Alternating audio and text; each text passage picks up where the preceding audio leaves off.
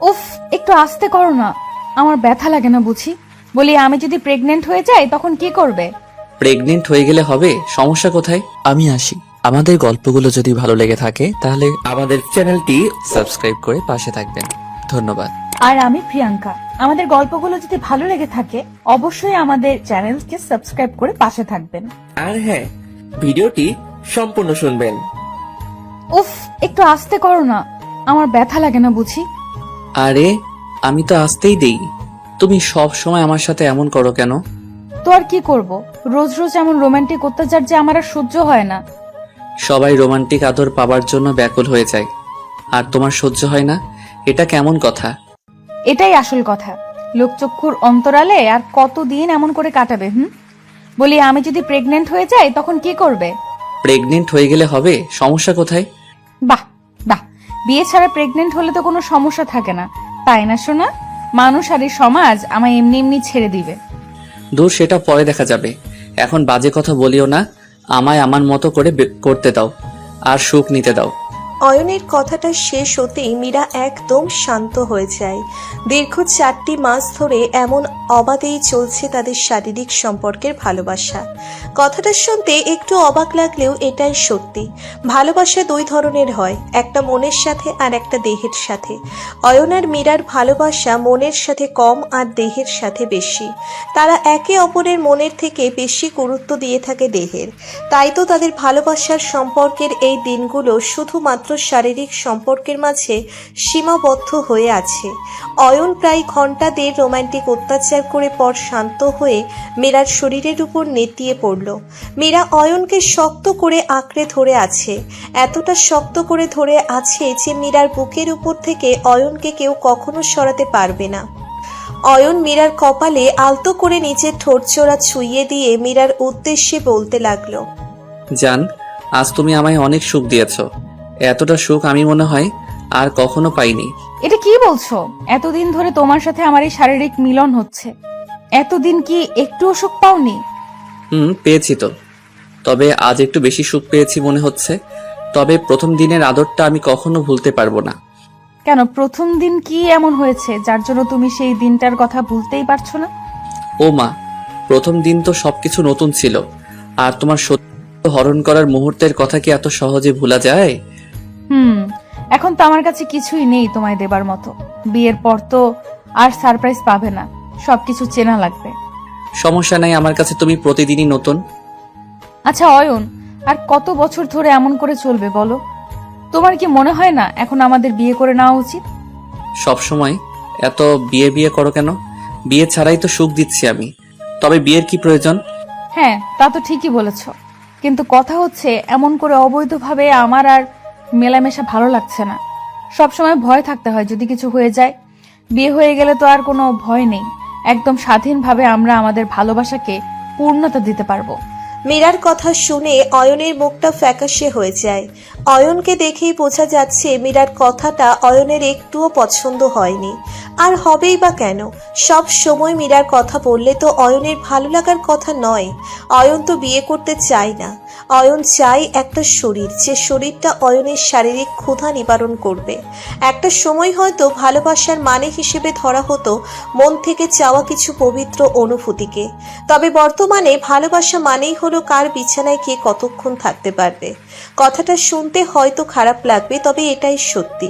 ভালোবাসার নাম এখন দিল হয়ে গেছে, যারা ভালোবাসা ঠিক জমে না। এতে কি ছেলেরা দায়ী নাকি মেয়েরা? একটা কথা কি জানেন, এক হাতে তালি বাজে না। সেই সব বাদ দিই, চলুন গল্পে ফিরি। অয়ন মীরার কথাটা শেষ হতেই মীরার উন্মুক্ত বুকের উপর থেকে উঠে পড়ল। বালিশের উপর থেকে নিচের শার্টটা নিয়ে গায়ে চড়াতে চড়াতে অয়ন মীরাকে উদ্দেশ্য করে বলতে লাগলো, দেখো মীরা, আমার মুডটা এমনিতেই ভীষণ ভালো আছে, তাই বিয়ের কথা বলে মুড অফ করে দিও না। আমি আসছি, পরে কথা বলবো। মীরাকে কিছু বলার সুযোগ অয়ন দিল না। অয়ন মীরার কথা পাত্তা না দিয়ে সোজা রুম থেকে বেরিয়ে যায়। মীরা অয়নের চলে যাওয়ার দিকে ব্যথিত দৃষ্টিতে তাকিয়ে রইল। কি করবে মীরা? সব সময় অয়ন বিয়ের কথা বললেই এমন করে পালিয়ে যায়। মীরা নিজের দেহটাকে জামার আড়ালে ঢেকে নিয়ে আপন মনে ভাবতে লাগলো, অয়ন কি তবে এই শরীরটাকেই ভালোবাসে? এই ভালোবাসার কি কোনো পূর্ণতা সে চায় না? যদি অয়ন পূর্ণতা চাইতো তবে বিয়ের কথা বারবার বলতো, কিন্তু অয়ন তো বিয়ের কথা বলছে না, বরং আমি বললেই পালিয়ে যায়। আচ্ছা, অয়ন কি মন থেকে আমায় ভালোবাসে, নাকি এই শারীরিক চাহিদা পূরণ করার জন্যই কাছে আসে? মীরা কথাটা আপন মনে ভাবতেই মীরার বুকটা মুচড়ে উঠল। অয়ন যদি মীরাকে ছেড়ে দেয় তবে মীরার নিজেকে শেষ করা ছাড়া আর কোনো পথ খোলা থাকবে না। কারণ এই দেহ এক পুরুষকে দেখানোর পর আর কাউকে দেখানোর কথা মীরা ভাবতেই পারে না। মীরা কথাগুলো ভাবতেই হঠাৎ করে তার মনে পড়ে যায় রাত হতে চলেছে, এখন তার বাড়ি ফিরতে হবে। মীরা নিচের জামা ঠিক করে হোটেল থেকে বেরিয়ে যায় আর রিক্সা করে বাড়ি ফেরে। মীরা বাড়ি ফিরতেই দেখতে পায় মীরার বড় বোন সোফায় বসে আছে আর তাকে দেখে বেশ চিন্তিত দেখাচ্ছে। মীরার বাবা মা নেই, বড় বোনের কাছেই ছোটবেলা থেকে মানুষ সে। আর মীরার বড় বোন তার কাছে শুধুমাত্র বড় বোন নয়, বরং মায়ের দ্বিতীয় রূপ। মীরা নিজের বোনকে চিন্তিত দেখে বোনের দিকে এগিয়ে যেতেই মীরার বোন নেহা মীরার দিকে দৃষ্টিপাত করলো। মীরাকে দেখতেই নেহা মীরাকে উদ্দেশ্য করে বলতে লাগলো, এই মীরা, এদিকে আয়, তোর সাথে কথা আছে আমার। কি কথা আপু, বলো। আজকাল দেখছি তুই বড্ড বেপরোয়া হয়েছিস, কখন কোথায় থাকিস কোনো কথাই জানি না আমি। ব্যাপার কি? কোনো ব্যাপার না আপু, আসলে বন্ধুদের সাথে একটু সময় কাটাতে। চুপ বেয়াদব মেয়ে, আর একটাও কথা বলবি না। আজ থেকে সকল আড্ডা বন্ধ। তোর জন্য একটা বিয়ের প্রস্তাব এসেছে। ছেলেটাকে তোর দুলাভাইয়ের বেশ পছন্দ, আর আমারও। আগামীকাল তোকে ওরা দেখতে আসবে, রেডি হয়ে থাকিস। মীরা নেহার মুখ থেকে ছেলেপক্ষ আসার কথাটা শুনতেই চমকে যায়। কি বলবে নিজের বোনকে সেটা ভেবে পাচ্ছে না সে। মীরা নিজের বোনকে কিছু বলতে যাবে, ঠিক এমন সময় নেহা মীরাকে চোখ রাঙানি দিয়ে রুমে যেতে বলে। মীরাও আর কিছু বলার সাহস করে উঠতে পারে না, সোজা নিচের রুমে চলে যায়। রুমে আসতেই মীরা ধপাস করে সোফার উপর বসে পড়ে। মীরা কোনোভাবেই অয়নের জায়গায় অন্য কাউকে মানাতে পারবে না। প্রয়োজন পড়লে মীরা নিজেকে শেষ করে দিবে, তবু এই দেহ অন্য কাউকে সে দেখাতে পারবে না। মীরা এর আগেও অনেকবার বিয়ে ভেঙেছে, কিন্তু এবার তার বোন তাকে চেপে ধরেছে। কোনোভাবেই এই বিয়ে ভাঙা তার পক্ষে সম্ভব নয়। মীরা কিছু বুঝে উঠতে না পেরে দ্রুত নিজের ফোনটা বের করলো। অয়নকে ব্যাপারটা জানাতে হবে। মীরা ফোনটা হাতে নিয়ে অয়নকে কল করলো। দুবার রিং হতে অয়ন ফোনটা রিসিভ করলো। অয়ন ফোনটা পিক করে একটু মাতলা মাতলা ভাব করে বলতে লাগলো, এই কি হয়েছে? এই মাত্র আমার সাথেই সময় কাটালে, তাও বুঝি মন ভরেনি, এখন আবার কল করেছো কেন? অয়ন, তুমি ড্রিঙ্ক করেছো? হ্যাঁ করেছি, কি হয়েছে? আজ আমার মনটা খুব ভালো, তাই আমার ইচ্ছে মতো আমি ড্রিঙ্ক করে আনন্দ করতে চাই। অয়ন, আমি তোমায় বারণ করেছি ড্রিঙ্ক করতে, কিন্তু তুমি তো আমার কোনো কথাই শোনো না। আচ্ছা শোনো, একটা খারাপ খবর আছে। আগামীকাল আমায় দেখতে আসবে ছেলেপক্ষ। নেহা আপু একটু আগেই আমায় বলল। আমি এখন কি করব? কি করবে মানে? এইসব কথা বলার জন্য আমায় কল করেছো? যা ইচ্ছে হয় করো, ওই ছেলেকে বিয়ে করে সুখে শান্তিতে ঘর করো। রাখছি। অয়ন, এসব কি বলছো তুমি? অয়ন, আমার কথা তো শোনো। হ্যালো। অয়ন মীরার সম্পূর্ণ শেষ হবার আগেই কলটা মুখের উপর কেটে দিল। অয়নের কলটা কেটে যেতেই মীরা থ যায়। কি করবে কিছুই ভেবে পাচ্ছে না সে। অয়ন তার সাথে এমন কেন করছে? তবে কি অয়নের জীবনে তার প্রয়োজন শেষ? কথাটা ভাবতেই মীরার মাথাটা ঘুরতে লাগলো। কেন যেন ভীষণ বমি আসতে লাগলো তার। মীরা আর বসে থাকতে পারল না, দৌড়ে বেসিনের দিকে ছুটে যায় সে। নিজেকে আটকাতে গিয়েও আটকাতে পারল না মীরা, বমি করতে ফেলল সে। মীরা বমি করতেই চমকে যায়। এইসব কি? মীরা নিজের চোখেই বিশ্বাস করতে পারছে না। মীরা আরো পিওর হবার জন্য বমি করে দ্রুত প্রেগনেন্সি টেস্ট কিট নিয়ে টেস্ট করে নিল। টেস্ট রিপোর্ট দেখে মীরার চোখ জোড়া ছানা বড়া হয়ে যায়। মীরার আশঙ্কায় সত্যি, Meera pregnant. Meera pregnancy test kit হাতে নিয়েই বিছানায় বসে পড়ল। এত সেফটি নিয়েও লাভ হলো না। এখন কি হবে? অয়ন তো মীরার দিক থেকে মুখ ফিরিয়ে নিয়েছে। এখন এই সন্তানের কি পরিচয় দিবে সে? তার গর্ভের সন্তানের কোনো পরিচয় হবে না। মীরা আবারও অয়নের নাম্বারে কল করলো। 4 বার কলটা কেটে দিয়ে অবশেষে বাধ্য হয়ে অয়ন মীরার কলটা পিক করলো। কলটা পিক হতেই মীরা কান্না করতে লাগলো। মীরা কান্না ভেজা কণ্ঠে অয়নকে উদ্দেশ্য করে বলল, অয়ন, আমি শেষ হয়ে যাব, আর বাঁচতে পারবো না। কেন, কি হয়েছে? অয়ন, আমি তোমার সন্তানের মা হতে চলেছি। হোয়াট? কি সব পাগলের মতো বলছো? এটা অসম্ভব। সেটাই তো, কিন্তু আমি সত্যি বলছি। একটু আগেই আমি টেস্ট করে জানতে পারি আমি প্রেগনেন্ট। এখন আমি কি করব অয়ন? আমি আর পারছি না কিছু ভাবতে। আমার সামনে আত্মহত্যা ছাড়া আর কোনো পথ নেই। এই সামান্য একটা ব্যাপারে আত্মহত্যা করার কি আছে? যাও, বাচ্চাটা নষ্ট করে ফেলো আর নতুন করে নিজের জীবন সাজিয়ে নাও। অয়ন, তুমি মানুষ, কি করে এই কথাটা বলতে পারলে? আমি বাচ্চা নষ্ট করব কেন? এই বাচ্চাটার কি অপরাধ? আর এটা আমাদের ভালোবাসার অংশ। আমি পারবো না এই পাপ করতে। তুমি কিছু একটা করো প্লিজ। আমি কি করব? আজ এই বাচ্চাটা আমার, তার কি প্রমাণ আছে? এমনটাও তো হতে পারে যে এটা অন্য কারোর বাচ্চা, আর অন্য কারোর পাপ তুমি আমার ঘাড়ে চাপিয়ে দিচ্ছ। অয়নের কথাটা কানে আসতেই মীরা থমকে যায়। বাক শক্তি যেন তার নিঃশেষ হয়ে গেছে। কোনো শব্দ তার মুখ থেকে আসছে না। মীরা বিশ্বাস করতে পারছে না সে তার প্রিয়জনের সাথে কথা বলছে। সেই প্রিয়জন যার ভালোবাসার পরীক্ষা দিতে গিয়ে দিনের পর দিন সে তার বিলিয়ে দিয়েছে ভালোবাসার কাছে। আর আজ সেই ভালোবাসার মানুষটি তাকে বলছে এই বাচ্চা তার নয়। মীরার চরিত্রের উপর দাগ ছিটিয়ে দিচ্ছে।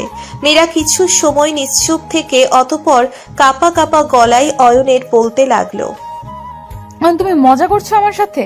তোমায় আমি ভালোবাসি, আর সেই ভালোবাসা প্রমাণ করতে গিয়ে আমি তোমার কাছে নিজেকে বিলিয়ে দিয়েছি। আর সে তুমি কিনা বলছো এই সন্তান তোমার না, তার মানে অন্য কারোর? অন্য কারোর হতেই পারে, কারণ আমার কাছে ভালোবাসার পরীক্ষা দিতে নিজেকে বিলিয়ে দিয়েছো। এমন কতজন আছে তোমার জীবনে, কে জানে। যাই হোক, ফোন রাখো। আমি এইসব ফালতু কথা শোনার জন্য আসিনি। বাচ্চা যার, তার কাছে যাও। বাহ অয়ন, বাহ! এক পলকে তুমি আমায় রাস্তায় নামিয়ে দিলে, তা বানিয়ে ফেললে এক পলকে। ভালোবাসার প্রমাণ পেয়ে গেলাম আজ। কিন্তু আফসোস, আমি সব হারিয়ে ফেলে বুঝতে পেরেছি। অসাধারণ উপহার দিলে তুমি, অসাধারণ। মীরার কথাটা শেষ হতেই অয়ন কলটা কেটে দিল। মীরার চোখ বেয়ে টপ টপ করে গড়িয়ে পড়ছে নোনা জল। এতটা কষ্ট হচ্ছে তার যা প্রকাশ করার ক্ষমতা তার নেই। মীরা শুধু এটাই ভাবছে, এতদিন যেই মানুষটাকে নিজের মন প্রাণ দেহ সব দিয়ে ভালোবাসা দিলাম, আজ সেই মানুষটি আমায় নিয়ে দিল, আমার চরিত্র নিয়ে কথা বলল। সত্যিই ভালোবাসা অদ্ভুত। আমি বুঝতে পারিনি মানুষ এমন করেও বদলাতে পারে। মীরা আর কিছু ভাবতে পারছে না। নিজেকে শেষ করে দিয়েও ভয় করছে। নিজের সাথে সাথে এই অবুঝ শিশুর জীবনটাও যে শেষ হয়ে যাবে। কি করবে সে? তার এই কষ্টের কথা না পারছে কাউকে বলতে, আর না পারছে সবটা সহ্য করতে। বুকটা মনে হচ্ছে তার ফেটে যাবে। আজ এক পলকে নিজের বিশ্বাসকে মাটিতে মিশে যেতে দেখেছে সে। মীরা সারা রাত ঘুমাতে পারল না। মাথার মধ্যে অয়নের বলা প্রতিটি কথা একদম গেঁথে গেছে। চাইলেও কোনোভাবেই অয়নের কথাগুলো ভুলতে পারছে না সে। সারা রাত ধরে মীরা শুধু এটাই ভেবেছে কি করবে এখন। সকাল হতেই মীরা বিছানা থেকে উঠে পড়ল। আজ পাত্রপক্ষ আসার পর মীরা নিজেকে শেষ করে দিবে। এই 5টি মুখ আর কাউকে দেখাতে চায় না সে। মীরা ভাবছে একটা নিরপরাধ লোকের জীবন কেন নষ্ট করবে? তার থেকে ভালো নিজেকে শেষ করা। সময় গড়িয়ে ছেলেপক্ষ আসার সময় হলো। মীরাকে সাজিয়ে গুছিয়ে ছেলের বাড়ির লোকের সামনে আনা হলো। মীরা এখনো কান্না করছে, চোখ থেকে জল শুকাচ্ছে না। অনেক কষ্টে ছেলেপক্ষের লোকজনের সামনে আসলো সে। হঠাৎ করেই খুব চেনা একটা কণ্ঠস্বর কাঁধে ভেসে এলো মীরার।